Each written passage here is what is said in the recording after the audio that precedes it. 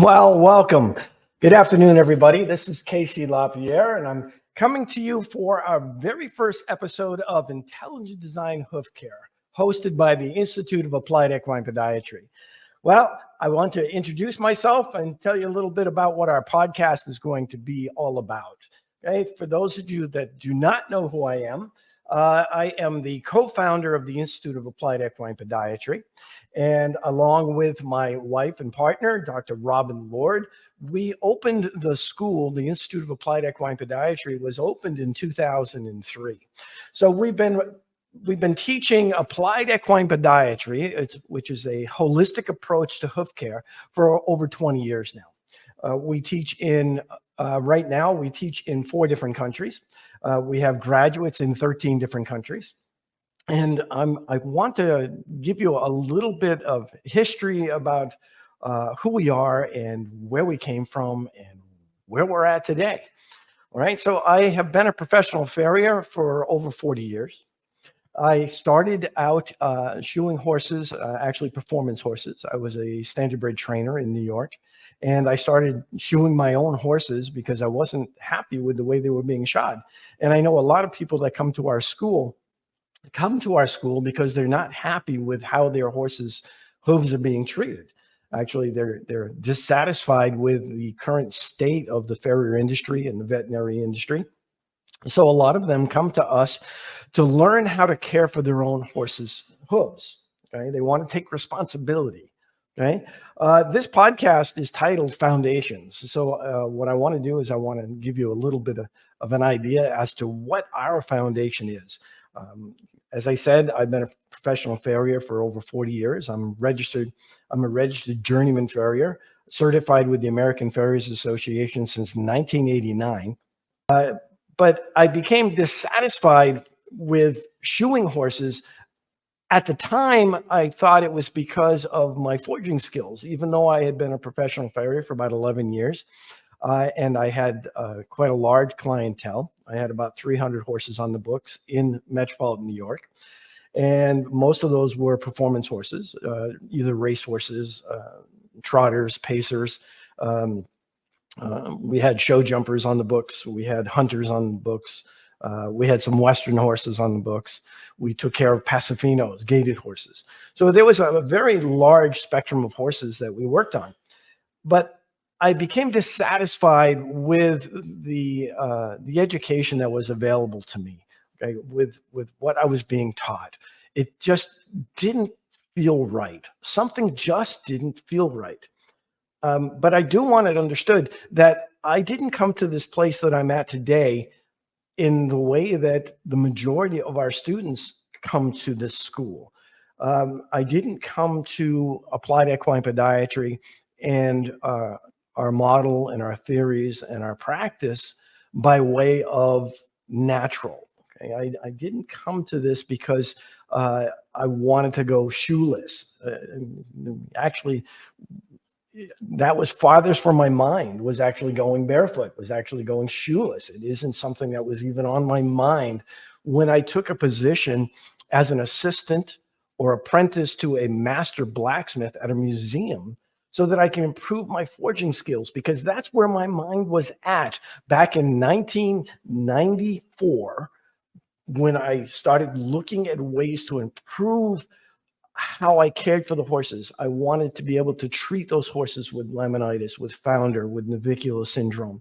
At the time, pedal osteitis, all of those common disorders that I needed to treat as a farrier. I was of the mindset that the thought process was that if I could improve my forging skills, I would be able to make those shoes and help more horses. So I took a 2-year apprenticeship under a master blacksmith in order to improve my skills.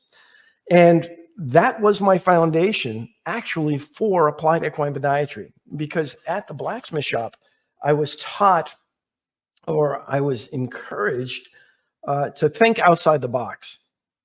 The blacksmith himself didn't even like horses. Okay, I had to call myself a blacksmith. Okay, I was an apprentice blacksmith, and it was a 2-year apprenticeship program. After the 2 years, I had become a journeyman blacksmith by traditional standards. And I took my forging skills to the field to apply for the clients that I had started to take back on. I started to take on clients so that I could build up my business. And I started to apply my forging skills.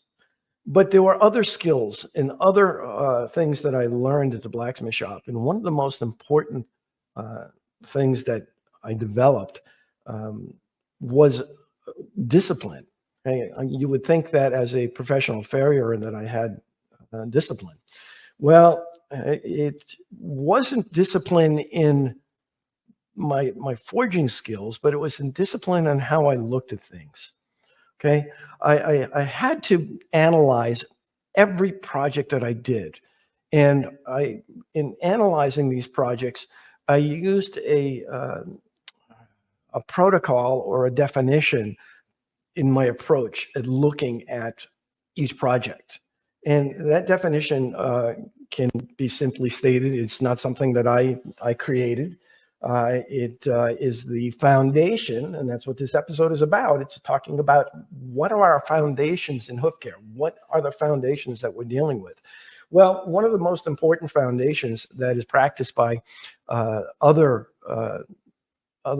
practices, other medical fields, and other alternative alternative healthcare practices is a foundational definition. And that definition is structure plus function equals performance. Now that came about after leaving the blacksmith shop and applying the discipline, or basically applying the discipline that the master smith had taught me on how to look at my projects. What are the structures? What are the materials? What are the functions of the components that go into that project? And what is it ultimately that I want to achieve? Okay, so what were the materials? What were the functions? And what did I want to achieve? What were the structures? What were their functions of those structures within the components, within that overall, in order to achieve my ultimate goal? So when I started working in the field again and started applying the shoes that I was very capable of forging now, I started to look at the horse's hoof in a different way. And I started to ask those simple questions. What are these structures? What are the functions of these structures? And what is it that I'm actually trying to achieve? This is the foundation or the cornerstone of what I teach. Structure plus function equals performance. Okay, you can say health if you like. Structure plus function equals health. Okay, because ultimately health allows for performance. So that is the foundation of what we actually teach and what this podcast is actually all about. Okay, I want to share our findings with you. Okay, there are certain truths in the hoof or in hoof care that we today's industry has actually kind of put under the rug. There are certain truths that are inherent to the horse's foot that should dictate how we care for that horse's foot. And the problem that we're seeing today in the industry is they're just being ignored. Okay, so the title of this episode is Foundations. So what I want to do is start with reading our definition of our science, which is the foundation for what we teach. And it's going to be the foundation for what I'm going to present in each one of these podcasts. Okay, there are very basic fundamentals that guide us in our approach to hoof care, which I think will help you in your approach to hoof care, because you're all here for the same reason. You have compassion for your horse. You're not satisfied with how they're being cared for. And that's what you're looking for. You're looking for ways to care for your horse's foot. Well, there is a definition, and I want to share that definition with you. This is Applied Equine Podiatry. Okay, so I say it right there. On the title here, we say compassion with discipline. Okay, most of our students come to us, all of our students come to us because they have a lot of compassion for the horse. They want to care for that horse. Okay. In order to care for that horse, we have to have some really basic knowledge on how to treat that horse's foot. And that's what I'm hoping these podcasts are going to do, is we're going to explore the intelligent design that is the horse's foot. Okay. So at the very foundation of the science is this definition. And the essence of applied equine podiatry is the conscientious study of the equine foot, always striving to expose it to the proper environmental stimuli, making every effort to promote proper structure and function as we progress in achieving high performance. You can say health if you like. Okay, it is accepting the fact that the horse does have the innate ability to heal itself. Okay, and that domestication has actually broken the golden rule of do no harm. Okay, this was a definition that I wrote for my first book back in 2004 called The Chosen Road. Okay, so as we progress in each one of our episodes, okay, I'm going to be trying to do an episode a week and maybe even more. Okay, but in each one of them, what I want to do is to show you what has been exposed or what has been shown to us. Okay, that foot is just, it's just a marvel, and my passion has just grown for the horse's foot, for the design that it actually presents. Okay, and if we can respect the design, we can treat the horse's foot. Okay, because we do know the horse has the innate ability to heal itself. Well, in this episode, one of the simplest things we want to talk about, because it is titled Foundations, are the foundations of the horse's foot. And I don't know if you recognize what I just said. I'm going to get, let's see if I can just, we're going to take this off of there. Okay, so we you know who I am, so we don't need that up there. Excuse me. So what I want to do is I want to show you or expose some truths that have been ignored. Okay, in one of the very basic truths of the horse's foot is that it actually possesses two foundations, not one. Okay, the majority of the work being done today by farriers is based on, and veterinarians as well, is based on balance to bone. Okay, hoof to bone. All right, and when we talk about the foundations for the horse's hoof, we talk about bone, but in reality I'll show you what that is. What we're looking at here are the foundations of what we call your dorsal hoof, or the front half of your hoof, the foundation for your toe. Okay, the majority of the work that's being done, whether it's for balance or treating pathology, is practicing to a model that balances hoof to bone, which is just one foundation. Okay, and that is actually an injustice to the horse's foot, because this foot having two foundations is actually perfect by design. So let me show you the other foundation. Okay, so I want to introduce you to the foundation that is paramount for treating your horse's foot or for caring for your horse's foot. And that's what we call the ungular cartilages, or the caudal foundations, the foundations for your heel and bars of your horse's hoof. For the entire back half of your foot, we have what's called the meniscus. Okay, the ungular cartilage, I won't get into that today. I'm not going to get into it in extreme detail. We will as we progress, because each day I'm going to use dissections of a healthy foot to show you what conformation they should have and to explain to you their functions. Okay, so that's what you can look forward to in this podcast. Is each time that we're going to bring up various structures so that we can explain their functions, so that we can explain to you this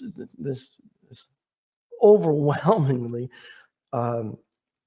design it's divine design. There's no other way to put it. We have just amazing design here. And if we can respect that design, we can treat the horse's foot. Well, the first step in respecting the design is to acknowledge that there are more than one foundation in the horse's foot. Okay, so there are two foundations in the horse's foot, and those two foundations make up what we call the internal arch foot, or the internal arch apparatus. Okay, now back in 2002, myself and Dr. Lord and several of our colleagues took on a project where we did a study where we actually identified correct conformation for a healthy foot, okay? Because it's the conformation of the foot that's responsible for the conformation of your hoof. Okay, so what we did was it was actually a pretty simple study where we took 50 cadaver hooves and we developed what we call a spectrum of usability. And this was not, I'm not going to get into great detail over that, but it was a way to rate the health of 6 structures on a hoof so that we could establish a health spectrum for that hoof. Once that health spectrum was established, we developed a way to remove the hoof capsule, leaving the foot, which you see here on the screen, intact. And then we placed that hoof onto a piece of plexiglass, and we use what's called gap gauges to measure the gap or the space between the dermis, which is the sensitive structure, of the foot, the dermis, the vascular structures that cover those foundations, the height of that, or that space between the dermis and the plate. Okay, that defined the position of our dorsal foundation and the position or the conformation of our caudal foundation. And what we found was it wasn't a great, it wasn't mind-blowing at the time. It is now that we recognize what the conformation is for. But what we found was that if we had an angle to P3 and an angle to the frog, we had a healthy internal arch. Okay, so this was the conformation of the internal arch. So this is basically how we determined what correct conformation was for a healthy hoof. Okay, and this led to so many other things. For instance, this is just a little something, a bug in you, to put a little bug in your bonnet, or if you will. We asked the question of what was actually responsible for the position of P3, the coffin bone, in relationship to the joint when that hoof wasn't present. Okay, conventionally we say what? The lamella hold the coffin bone in place. Well, there's no hoof capsule here. So the lamella are not responsible for the position of the coffin bone in relationship to the caudal foundation or the joint, because what we see here is it's actually the function of the caudal foundation that's responsible for the position of the dorsal foundation. Okay, I know I can get into some technical terms. So when we're talking caudal, we're talking to the back. When we're talking dorsal, we're talking to the front. So it's all of those foundations that are responsible for the health and conformation of your heels and your bars that are responsible for the position of that dorsal conformation, dorsal foundation, the coffin bone. It just that simple study just opened up so many different things. But the truth is there are 2 foundations to the horse's foot. Okay, so that's all I'm going to do today. We're just introducing you to what applied equine podiatry is. We look at hoof care in a very holistic approach.